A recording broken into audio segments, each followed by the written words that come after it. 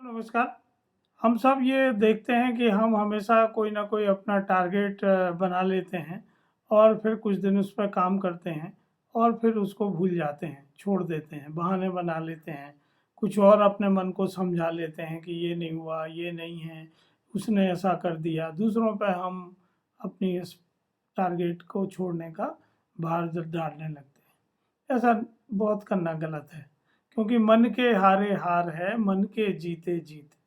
आप ही आपका ही मन आपको हरा सकता है और आपका ही मन आपको जिता सकता है। तो इसके लिए क्या करना है? तो दोस्तों, जब भी हम कोई लक्ष्य तय करें तो हम देख लें कि इस सफ़र में आनंद आएगा कि नहीं आएगा। अगर उसमें आनंद आएगा आपको लक्ष्य प्राप्त करने में, तो मेरी गारंटी है कि आप उसको कभी छोड़ेंगे नहीं।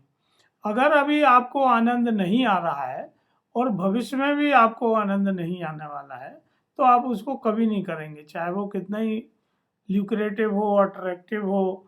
आप हो सकता है कि किसी बात से, किसी व्यक्ति से प्रभावित होकर ये निर्णय लिए हों कि आप ये करेंगे, पर आपका मन, आपका चित्त उसमें नहीं है, तो आप एक लिमिट के बाद उसको छोड़ देंगे।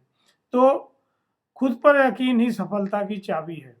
यदि हम अपने ऊपर यकीन रखते हैं और हमें ये पता है कि हम इस काम को करके खुश रहेंगे, तो जैसे कठोपनिषद में कहा गया है कि दो तरह के निर्णय होते हैं।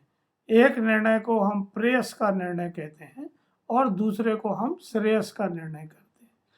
प्रेयस का निर्णय वो होता है जिसके प्रारंभ में खुशी मिलती है और अंत में दुख उत्पन्न होता है। श्रेयस का निर्णय वो होता है जो प्रारंभ में उतना प्लेजेंट नहीं होता है, पर अंत उसका बहुत अच्छा सुखदायी होता है और सबके लिए हितग्राही होता है। तो हमें जब आगे बढ़ना है तो हमें ये देखना चाहिए कि हमारा एंड गोल क्या है। हम प्रेयस के लिए ये काम कर रहे हैं या श्रेयस के लिए ये काम कर रहे हैं। क्योंकि जब आप पूरे मन से ये निर्णय नहीं लेंगे तो आप कई दफ़ा थक जाएंगे, आपको लगेगा कि कुछ तो गलत हो रहा है, आप अपने लक्ष्य को असंभव मानने लगेंगे, आगे बढ़ने में आपको अंधेरा ही अंधेरा नज़र आएगा। तो पहले से तय करें कि आप कितनी दूर तक इस बात को ले जाना चाहते हैं और कितने समय तक आप इस काम को करना चाहते हैं। तो ऐसे ही काम करिए जिसके सफ़र में आनंद हो। गोल अचीव होगा ही होगा जब आप प्रयास करेंगे, पर यदि आप खुशी के साथ प्रयास करेंगे तो उसका परिणाम भी बहुत पॉजिटिव, सकारात्मक होगा। धन्यवाद।